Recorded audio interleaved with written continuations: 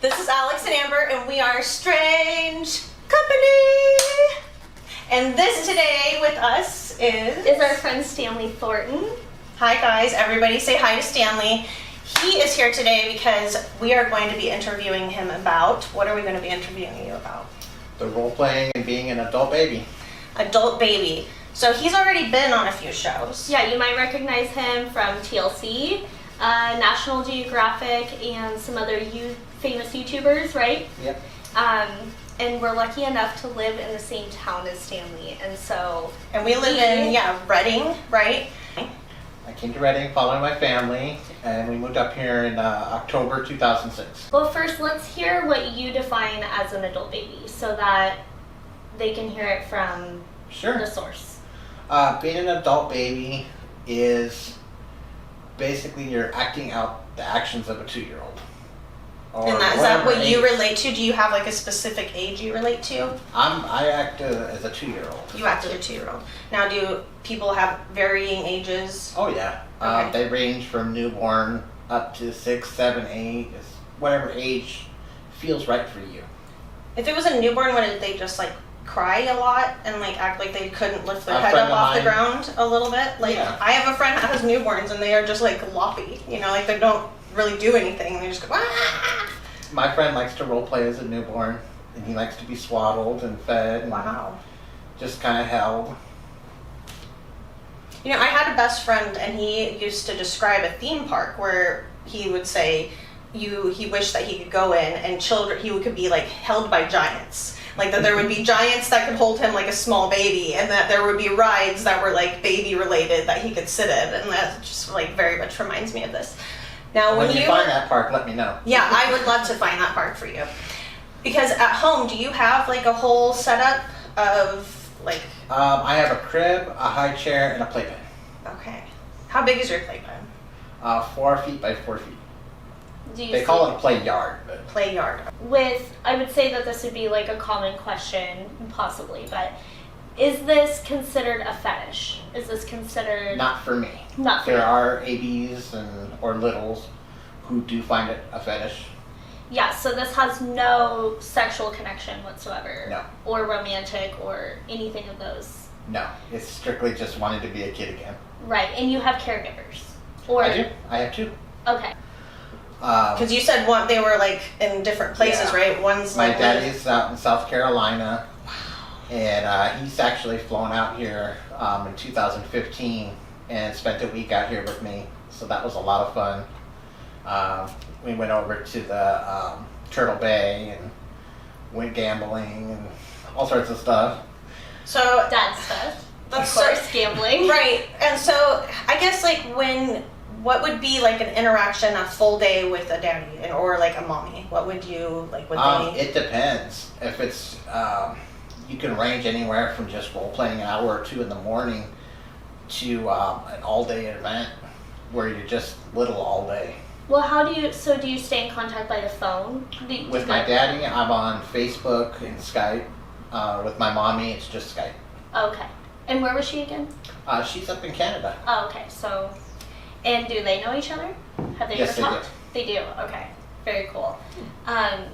Not always a good thing when the parents talk. Not always a good thing when the parents talk. Can they be jealous, like of time, or can there like be divisiveness in like other Oh my goodness. They're good about time. It's just when they start talking, my secrets get out, so I can't hide something from the other one. There you go. But Daddy said I could do this. See, it's troublemaker over here. Oh yeah. So you mentioned that the 2 hours in the morning, 2 hours at night, and that was something that TLC possibly didn't portray. Portrayed it a little bit more because my room is a nursery all the time. Right. And while it looks like I'm role playing all day long, it's usually about an hour or 2 in the morning, an hour or 2 in the evening. Okay. Kind of like a self-care meditation. And so I think that ranges as well, right? Some people do it, like you said, all day long. Oh, sure. There's some that do it just on the weekends to relax. Do you know anybody that does it like just all the time, like as a non-stop baby, 100%? I've met a couple of hardcore adult babies that are into it all day long. There's one that's on YouTube, Blonde Boy, who's got a lot of videos out. and he's into it quite a bit. And so, like, that requires a full-time mom and dad, too? He's got a daddy, and Okay. they're always making videos. And Now, is there anybody that does, like, the opposite of this, and they do, like, they're just elderly? not that I know of, Okay, alright. but you never know. Just wondering. Now, when you are talking about how for you it's not sexual, I think that certainly there is a huge community of people that would have different thoughts on whether or not they identify with the sexual aspects that can come with it, right? Sure. And so for you, you don't identify with the sexual aspects, but for you, it's kind of related back to some childhood trauma, right? It is. And we talked about that. So tell our audience a little bit about what had happened to you as a child that kind of led to you realizing you wanted to endeavor in being a baby, an adult baby. Well, it was abuse when I was about 10 years old. I was hospitalized, and they used solitary rooms a lot back then. And like one example was I didn't want to play basketball, and so they took me back to the unit and put me in solitary for an hour and a half. And they said, well, that's for not taking part. But had they told me that that was what was going to happen, I wouldn't have gone back to the unit. So, yeah, and so were you being abused at home? Later on, my parents got divorced when I was 12. My dad started drinking, and he kind of had anger issues, and so he would, take it out on us once in a while, and it was a lot to handle at the time. I was getting abused at school by the staff. Now, tell us a little bit about that. So, were you in like regular classes in your school, or No, were you? I was in special education. Okay. Some schools, they have a trailer or two trailers that Mhm. are special education, and then you attend the rest of the school in the regular Right. classes. So tell us about the abuse that you were suffering at school. It was everything from being stuffed into a closet-sized room to being thrown on the floor, having their elbows drilling into my back. Were the other students experiencing this? Oh yeah, if you crossed the staff, that stuff like that would happen. Well, to it makes jump me back, like did you- want to like. Did you say that you had siblings? 'Cause you I said have one. Okay, a brother. I have a brother. You have a brother. Okay, and is he older or younger? He's younger. Did he experience abuse as well? I tried to keep him sheltered from it. There were times where there wasn't anything I could do. Well, I started getting caught with the diapers for bedwetting, and those How old were you when you found- were bedwetting? Huh? How old were you when you were bedwetting? I started bedwetting when I was 13. Okay. And so I started having the diapers hidden in different places. And about a year later, I started getting the baby stuff, the pacifier or a bottle. My dad was the first one who found stuff, and he found the diapers. And he's like, I'm not raising another freaking baby. I better not find any more diapers. And so I was grounded to my room for the night for that. Were you bedwetting from a medical problem or? Doctors think it was stress related. Okay, trauma induced. Because you had like the parents had been divorced, and then you were hospitalized, right? The abuse And all these things, that. yeah. And it's so kind of. common. It's so common. Bedwetting is definitely a sign of trauma and stress. Yeah. Sure. So when you would get these things, your parents then would find them, and then they were always upset about it. My dad found it the one time. My mom, she found it and she threatened to throw them on the front lawn and tell everybody they were mine. So I'm like, okay, I need to get a lot better at hiding my stuff. Yeah, and I'm sure did that make you feel uncomfortable that you had to keep those secrets, like hiding it from your parents? I wanted them to know, and I was in the back of my mind hoping that they would say, look, let's understand that I needed more care at that time, more nurturing. Yeah, absolutely. Both my parents just weren't really there emotionally back then. It's a little bit different now. Yeah, and I hope that that's like something that children are getting more of, which is all the attention and love that they need. And I'm sorry you didn't get that as much as you needed probably at that time. So we can definitely relate. There's times in our childhood that we have suffered as well, and We talk about that on the show a lot, and the traumas that we have. And actually, like, I relate to a lot of the identities of an adult baby, which is like a reason why I was like equally excited and nervous to interview with you, because I think that there's like so many things within myself that I haven't completely unraveled. I was raped as a child for a long time. I'm sorry. And that's okay.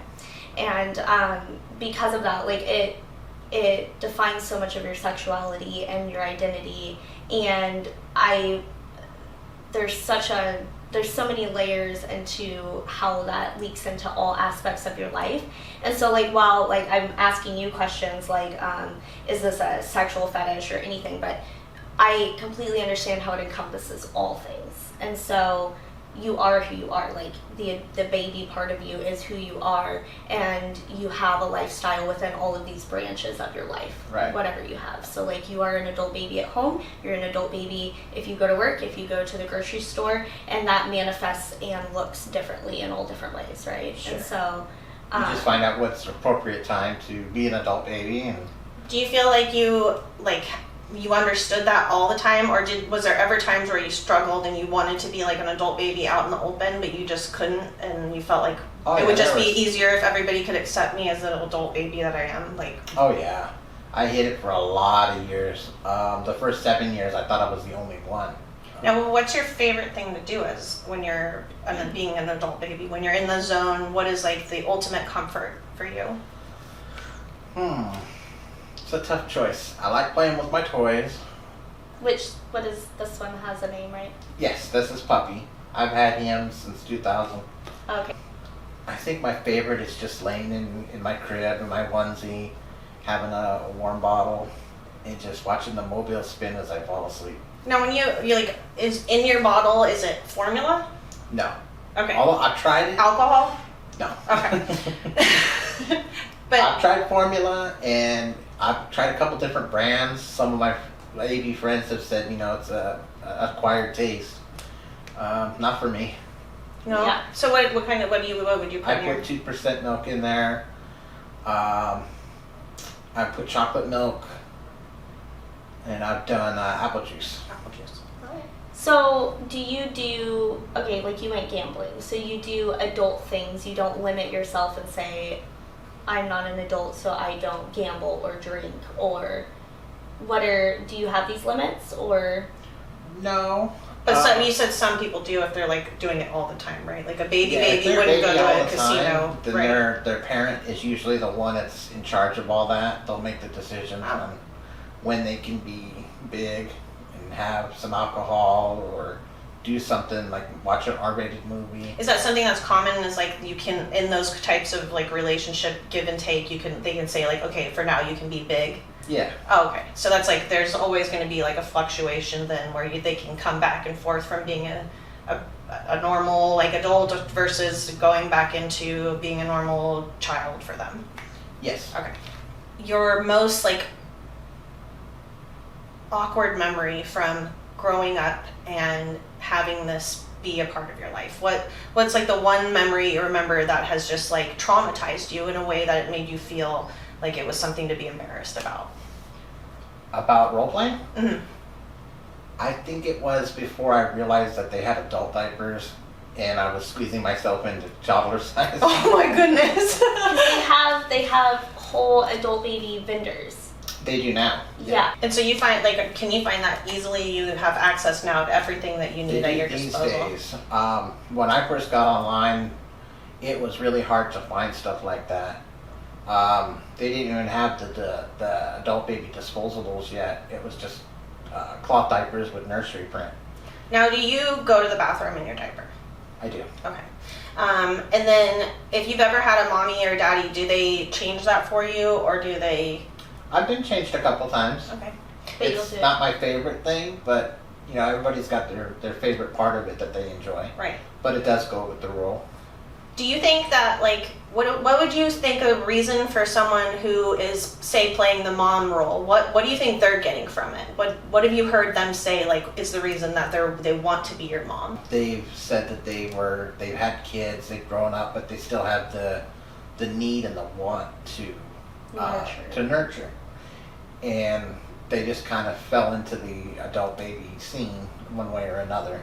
Have you seen it ever like destroy relationships where like Oh, sure. someone?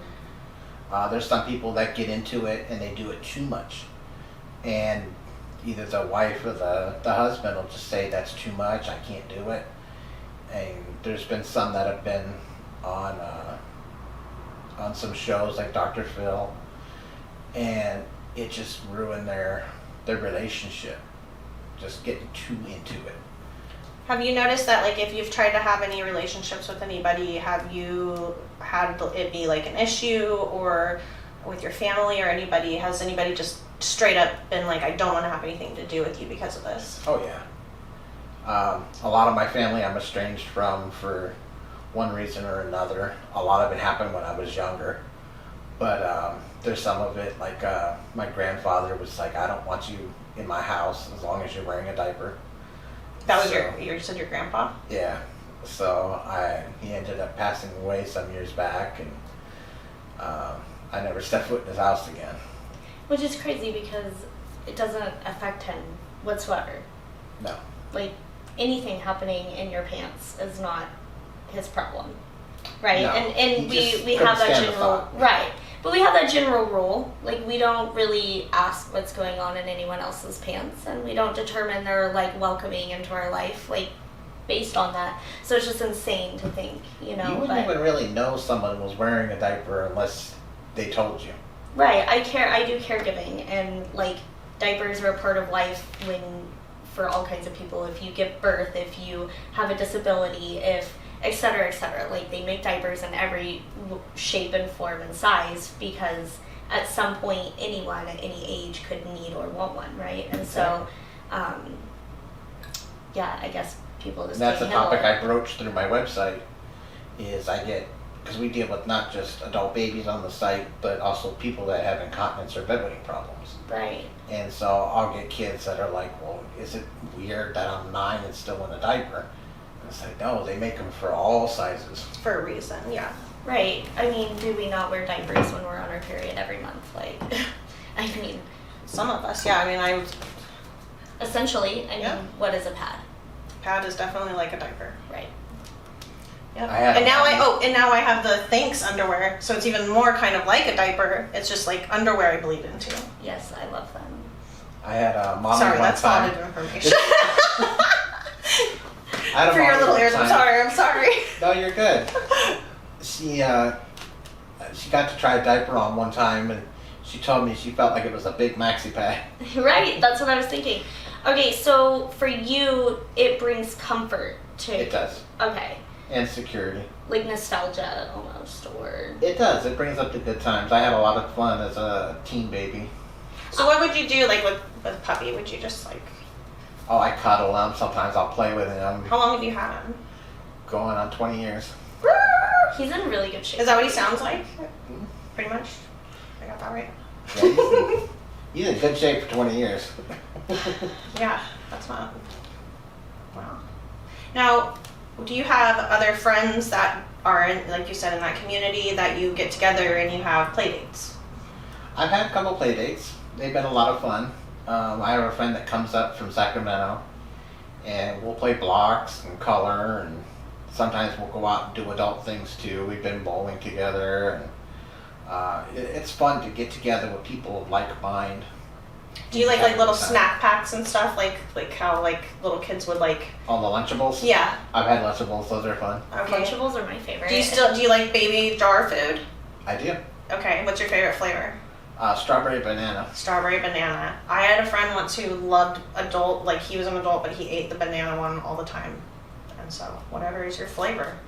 Do you like it warm or hot or cold? Cold. Cold. Okay. Cold strawberry With banana. applesauce. Well, Applesauce is good. Yeah. now what is your favorite time of day when you get to just like either wake up being a baby or going to bed and being a baby? That's a tough question. I think I'd have to say the morning, because it's waking up and opening your eyes and you see the crib rails and everything there, and the empty milk bottle. It's a nice comforting way, because it's like you wake up feeling like a kid. And do you feel like that's just like such a good thing that you've been able to give yourself? Yeah, I'll get up and put the cartoons on, watch cartoons, and eat a bowl of cereal, or break out some toys and play with my toys and color. Now, how did Reading react to everything that was broadcast as far as you being the adult baby and then also you living in Reading? Wasn't there some like lashback the community was misunderstanding? There was. I think the biggest misunderstanding came with National Geographic's when I was accused of SSI fraud. I heard about that. Yeah. So, what happened? What's the whole story?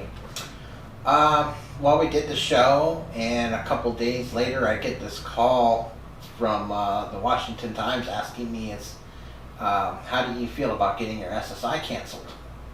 I'm like, for what?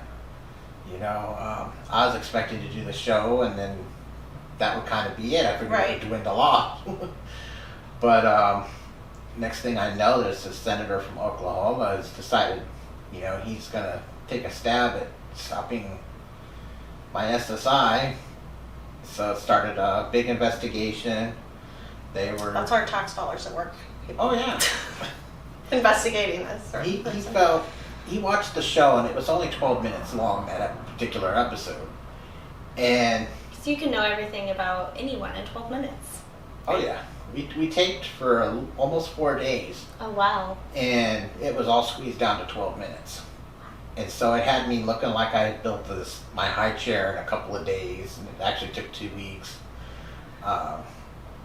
I built my crib back in 2000, and I'm still using the same one. Right, because people were saying like, oh, how can he build all this like furniture and I wish I could turn out furniture you could quick. just That would be like nice business. So you weren't trying to get over on SSI, but they sent out like quite a few people to investigate. I had right? a phone call from SSI. They were going to have me come into the office and fill out paperwork and do a reevaluation. And I was like, okay, no problem. I've been through that before. They usually do it about every 2 years to make sure you're still disabled. And the next thing I know, I'm getting a call about 8 o'clock. I'm still in bed. And they're saying, yeah, we'd like to come over to your house. Well, that's a strange request. I'm like, okay, whatever. I ain't got nothing to hide.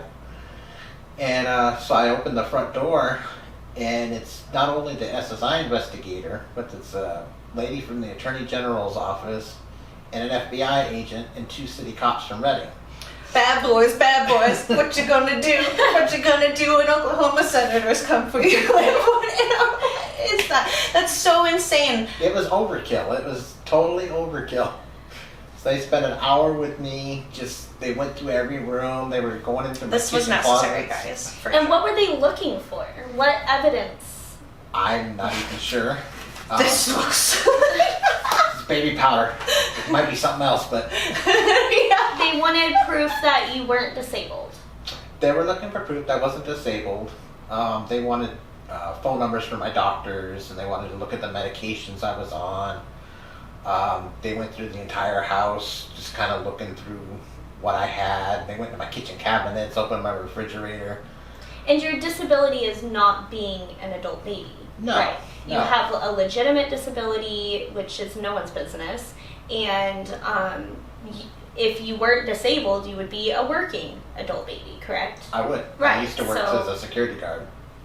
Right. And I think that that's a huge thing. Misconception. Yeah, Yeah, I think that it's easy for people to want to believe, oh, here's this guy like being a freeloader off the system, and so I'm Well, sorry that you were faced like being cast that way by people here. Well, it made it seem like with the investigation that I was getting Social Security for being an adult baby. Yeah. Right. That's And- insane. That's not what it is, and you can't even get it for that. Social Security doesn't even know what their own investigation is about. Good. But Um, it took 6 months. My friend was in the hospital at the time. She ended up dying during the investigation. They left my house and went up to her ICU room to ask her if she's got her green card and all this other information, because she's originally from England.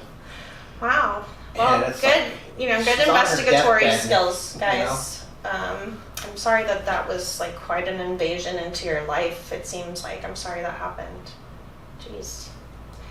But at least it brought, I think that you brought a lot of awareness to this. I feel like you were a pivotal moment in this movement, right? It did seem to bring a lot of traffic as far as online to adult baby sites or sites that help explain it. Do you have a website? I do. Okay. Do you want to tell the viewers? We're gonna put it. We'll also link it below. Yes. Bedwettingabdl.com. I've been running that since June of 2000, so we're coming up on 20-year anniversary. Awesome. Thank you. Thank you so much for letting us be here to host you. Do you ever have anyone come to you and say, you're the reason that I was able to... Yes, you've been someone's I have. hero? I have. I've had people come up and say you're an inspiration. That's what got me into it. Is having a romantic partner something that you're interested in or have explored? It is one day if I find the right person. Okay, and what would that look like for you? I would want somebody that was into the adult baby scene in one way or another, either as a caregiver or they were a baby themselves. Ideally, it would be somebody that's close to my area, but I don't have an objection over relocating. Okay, and... But it would never, just to be clear, you would never fall in love with your mommy or your daddy, right? No. But are there relationships that are that way? Or there are. Okay. There are a lot of, you have a little baby and her daddy, or a little boy and his daddy, or the mommy. It's not unheard of. There's some that are switches, so they'll take turns being the parent for each other. Right, because we had talked about that person who is constantly an infant, that they could also come and be what did you call them? They could become big. All right. A big or a dad or we have lots of words, a top, a dom. Those all mean slightly different things, but same idea. Yeah. And then, so what I was going to further ask into that was, there's not necessarily a sexual dynamic while you are being a baby, though. That's correct. For him, he would be his adult self when he would be sexual or romantic with his partner. And I hope if there's any single ladies out there looking for the community, matchmakers. Are you? Yeah, I love matchmaking. How good am I at it? She's out of control. And weird is not bad at all, which is the whole point of our channel. It's our whole point in our channel is normalizing what's strange, because that's what brings us together. Okay. So we have to do another interview. Oh yeah. Yeah. And diapers. I told you, I already am. He did say this. Yes. So, thank you so much for coming in today. Thank you so much for being a part of our setup here and being a part of our channel. Everybody, if you want more content like this, if you have any questions, post below, but more importantly, subscribe and smash that like button. That's what the cool people are saying. Smash that like button. Subscribe if you know what's good for you.